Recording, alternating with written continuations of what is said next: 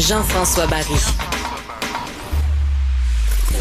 Entendez aujourd'hui les sujets de demain.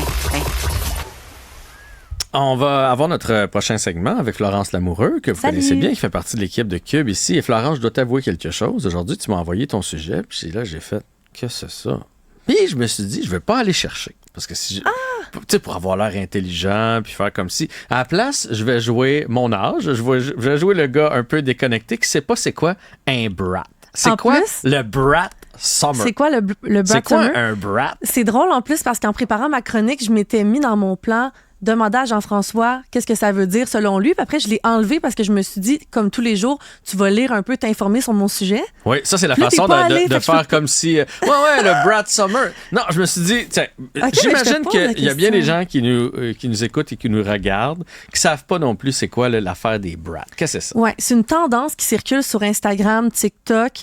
Je le vois même dans des petites, les petites captures d'écran où des gens mettent des photos de leur été puis écrivent « Brat Summer ». Puis peut-être qu'on peut commencer par écouter un extrait de ce qui circule sur TikTok en lien avec le Brat Summer, puis après, je vous l'explique un peu.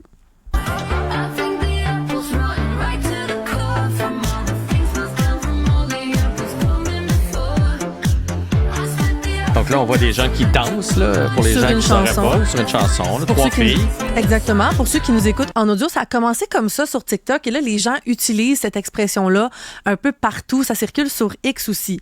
Donc, Mais ça veut dire quoi? Qu'est-ce que ça mettons, veut dire? moi, je mettrais ça quand dans une de mes stories, Brat? Ben, ce que ça veut dire, premièrement, c'est le titre du nouvel album de la chanteuse Charli XCX. Donc, elle a sorti cet album-là nommé Brat le 7 juin dernier. La chanson qui circule beaucoup, que je viens de vous faire écouter, c'est la chanson Apple, une chanson issue de cet album-là qui circule vraiment beaucoup. Il y a une petite danse là, qui vient avec. Les gens publicisent ça quand ils partent en voyage et tout ça.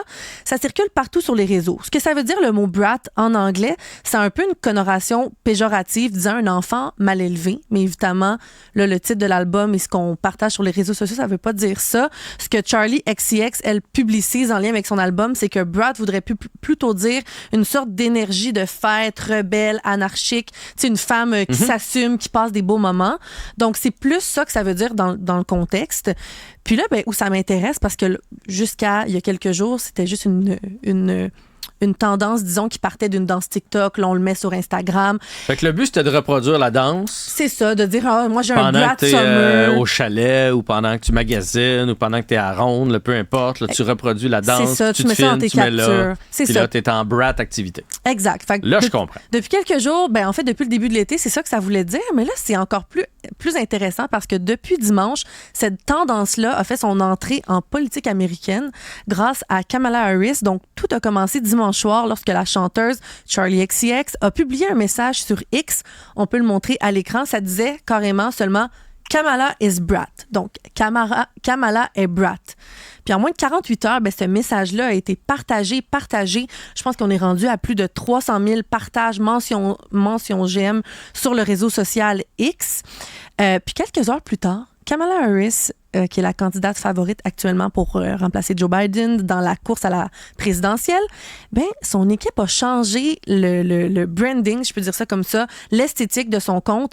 Pareil comme le ils ont dessus de l'album. dans le jeu, Ils ont embarqué dans le jeu, on peut voir à l'écran aussi. Donc, on voit en haut de son compte Twitter un petit fond vert vraiment avec l'écriture exactement comme le titre Brat de l'album de Charli XCX. Mais là, on met Kamala HQ pour sa candidature actuellement. Donc, elle a embarqué dans le jeu, comme tu as dit. Puis là, ben, ça circule partout. Puis ce que des experts disent, puis je trouve ça tellement intéressant, Jean-François, c'est que ben, tout ça l'avantage beaucoup, parce qu'on le sait, ici, mais aux États-Unis aussi, c'est dur d'amener les jeunes à aller voter. Mais là, en la faisant entrer dans des tendances comme ça, là, on fait des montages. Je vais vous en montrer un extrait juste après. Pour elle, c'est hyper positif. C'est positif. C'est l'équivalent de quand nos enfants nous disaient, mettons, t'es cool.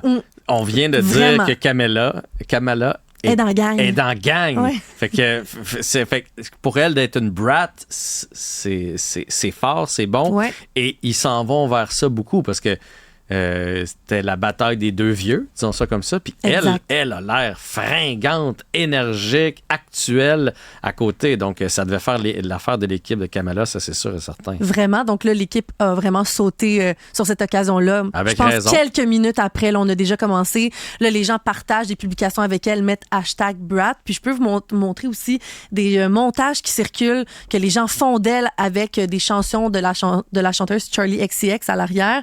T'sais, on la montre, là, comme tu le dis, vraiment super fringante et tout ça. On peut écouter un petit extrait de ce qui circule. I love Venn diagrams. I really do. It's just something about those three circles. Donc là, on voit des meilleurs extraits d'elle, où elle est super fringante, des extraits de discours avec vraiment des chansons à la mode. Ça circule, là, il y en a des dizaines de milliers sur TikTok actuellement. Puis c'est pas la première fois que Kamala Harris se frotte à des tendances des médias sociaux. L'année dernière, elle avait parlé un peu de sa mère à la Maison-Blanche en faisant une petite blague en lien avec des cocotiers. Puis depuis ce temps-là, à chaque fois que des gens veulent parler d'elle ou montrer leur appui, on publie sur X surtout le drapeau des États-Unis avec un petit emoji de cocotier. Okay. Donc ça aussi, c'est une tendance. Puis là, c'est revenu encore cette année. Donc c'est pas la première fois qu'on peut dire qu'elle est à la mode, mais là, on le voit puis on en parle encore plus parce que elle va peut-être être l'adversaire de Trump. En fait, ça lui profite beaucoup. Ça y profite. Mais moi, ce que j'ai peur, c'est que jusqu'à un certain point, ça finisse par tomber sur les nerfs des plus vieux. Tu comprends ce que je veux dire? C'est le fun qu'elle soit tendance, mais à un moment donné, il faut quand même qu'elle jase avec Vladimir Poutine. Là. Fait que, non, c'est sûr. Fait que Cocotte puis Brat, tu comprends ce que il va falloir que je pense qu'on dose du côté de son équipe à pas faire en sorte que c'est juste la chef des jeunes, parce que les jeunes ne sortent pas toujours voter. C'est bien beau dire, moi j'appuie Kamala Harris. Vas-tu y aller voter cette journée-là ou tu vas juste le mettre sur ton fil de médias sociaux? Fait que elle est plus jeune, elle est plus dynamique, c'est le fun, mais à un moment donné, j'ai hâte au débat, j'ai hâte à tout ça pour montrer la femme sérieuse aussi, la femme qui a des idées, la femme qui est capable de tenir tête. Là. Il faut montrer le mini-wheat, le côté givré, là, ça on le voit, puis là, il va falloir montrer l'autre côté pour les plus purs et durs, les personnes un peu plus âgées qui veulent avoir un chef, pas juste quelqu'un qui est tendance. Oui, tu as raison, parce que surtout en ce moment, c'est beaucoup de choses qui circulent, autant qu'elle a l'air cool, plus jeune, mais des gens, justement, s'attaquent à son physique, disant qu'elle rit trop et quoi que ce soit. Donc, c'est sûr que pour ça, ça pourrait venir à être contre elle. Puis en terminant, il y a beaucoup de gens qui espèrent que des personnalités publiques comme Beyoncé, qui s'est déjà prononcée, Taylor Swift dans les dernières élections, se lèvent pour appuyer Kamala Harris. Puis je veux revenir sur Taylor Swift parce qu'en 2019, elle s'était prononcée du côté des démocrates, puis ça avait incité beaucoup de jeunes à aller voter. Donc là, en ce moment, c'est très, très attendu. Selon des médias américains comme le New York Post, le Washington Post, on dit que l'équipe de Kamala Harris aurait communiqué avec Beyoncé, Taylor Swift. Il y a même des rumeurs en ce moment qu'il y aura un concert bénéfice qui est en train de s'organiser. Mais moi, j'ai très hâte de voir si elle va faire une sortie parce que des gens comme elle, tellement influents, Beyoncé aussi, qui ont un auditoire très jeune.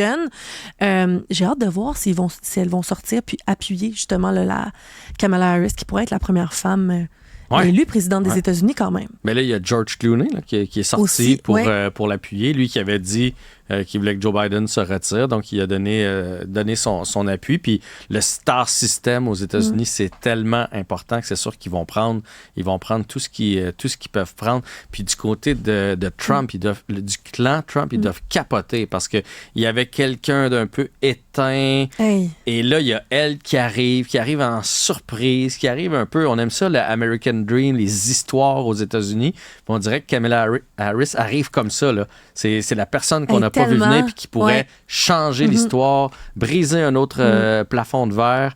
Il ne doit pas trouver ça le fun, le beau Donald. En parlant de Trump, dans les dernières années, il a beaucoup critiqué Taylor Swift sur les réseaux sociaux puis tout ça. Il faisait des blagues avec elle. Puis je te dis que depuis qu'il est candidat à la présidentielle puis qu'il est revenu dans le portrait, il est fin avec elle sur son compte. Là.